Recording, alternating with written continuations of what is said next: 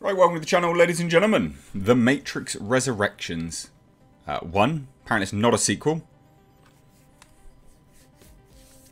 Of course. And two, it's set to get a China release, which means it's going to make bank, which means it's going to be a success. It's not like a prerequisite guarantee, but it basically is.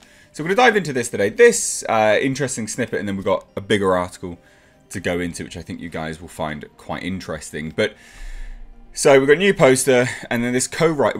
Let's assess this co-writer situation first, right? All this talk of apparently the movie's not a sequel. I mean, that's such nonsense.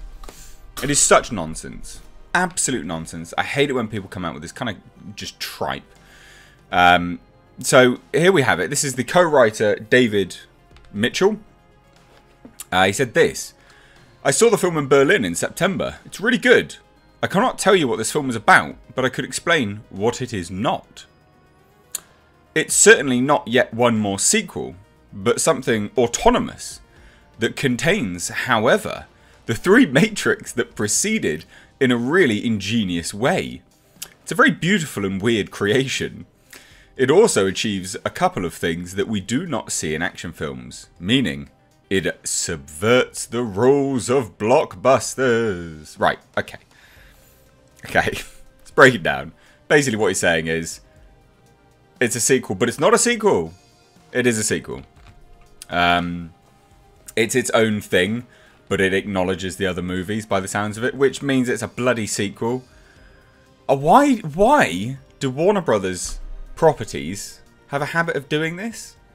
We had exactly the same situation when Wonder Woman 1984 was being released. They're like, it's not a sequel.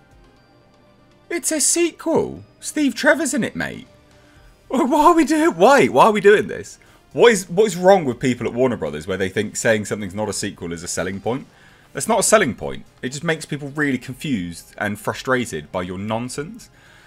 So there you go. And what a monumentally sort of la way of, it's very lordy, isn't it? It's a very lordy way of speaking.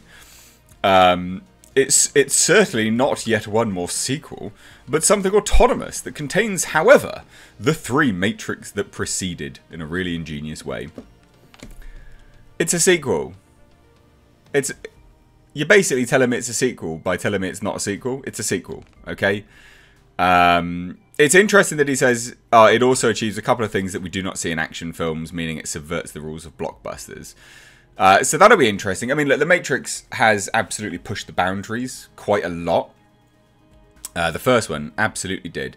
So it'll be interesting. You know, that's not a stretch to think that they're pushing boundaries still. It's not. They did really, really well with the first film. The rest of the films, whatever, take or leave them. Although, don't, you know, definitely take Monica Bellucci in a latex dress. Definitely. But when it comes to this, I can absolutely see that there is some truth in the fact that they could be subverting the expectations and pushing the boundaries. 100%. Now, on to the situation here. Right, so it has... This is the new poster, by the way. It's a Chinese poster. Who cares? It's not exactly like a grand reveal, is it? But China release is great. That is fantastic. That means they're doing... It means they're going to make some money, like some major money. Now, I hope this doesn't then lead to more Matrix films. Even if this one is good, because they apparently... The trend is they decline in quality. But let's dive into this. This is the Deadline article, and they say that Warner Brothers Village Roadshow's highly anticipated The Matrix Resurrections has been cleared for release in China. However, an exact date is yet to be fixed. Warner's official Weibo account posted the news saying the film is confirmed to be introduced, and it will be released in theatres nationwide soon. It looks like they're shooting for a December release, which is exactly what they're doing in this, you know, in worldwide as is anyway. It doesn't look like they want a staggered release, which makes perfect sense because all of this will be all over the internet. Everyone will know everything. Most people know anything about this film anyway. Now, the fourth Matrix installment, both a reboot and a sequel of sorts. It's a sequel. Begins early offshore rollout December 16th, with domestic and the majority of international markets starting December 22nd and through the Christmas frame. Matrix 4 is currently the only Hollywood title thought to be on the China docket, although there is speculation that Sony's Spider-Man No Way Home will also make it to Chinese screens. If Resurrection squeezes in before the end of 2021, it would be a welcome addition in a year that has seen fewer Hollywood titles than is typical, because Hollywood still needs China's D, apparently. So China has confounded of late taken a pass on potential hits from Hollywood, etc, etc, etc. That's, you know, we don't really need to get into the ins and outs of China. We all know, you know, China's a massive market, and most movie studios want the Chinese release because it's a huge market and because they make a lot of money there. So the main point of this was really just to discuss whether this would make any money now that it's being released in China. Personally, I think it absolutely will. I think that this is, yeah, great for the film, you know, and for Warner Brothers. I do think it unfortunately does perpetuate the need for Hollywood to be released in China, which is not something I'm particularly keen on overall. I don't think that that's an economy that, you know, that should be supported in the way that it is, or should be relied upon in the way that it is. But, you know, call me old-fashioned, I don't really think slave labour is that great. You know, call me old-fashioned. Based, apparently, these days. Apparently that's based now, saying that. Shocker.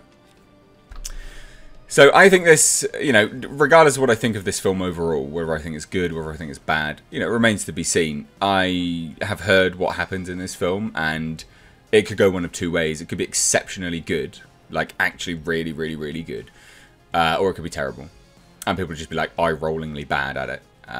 But I do think that there'll be a lot of people just sort of washed away with nostalgia. They'll be swept up in it. And that's not necessarily a bad thing. It's nice to enjoy a film at the end of the day, isn't it? We can always be overly critical of everything, but sometimes, I call them beer movies. Sometimes it's good just to watch a good beer movie, popcorn beer movie. You just sit back, relax, switch your brain off, and enjoy. Now, I hope this isn't that, FYI. I actually hope it's not. I hope this is a really good film, and I hope that this bodes really well for just movies in general in theatres. Not necessarily this as a franchise in theatres, because I don't really care about this franchise continuing that much, because again, like I said, declining in quality. But it's good for theatre releases. Theatrical releases is where the money is predominantly, and that's where we can still keep getting, you know, good budgeted films. Although there is an argument to be had for smaller budget films and indie productions being, you know, better on the long run. But that being said, guys, what do you think? I mean, apparently it's not a sequel.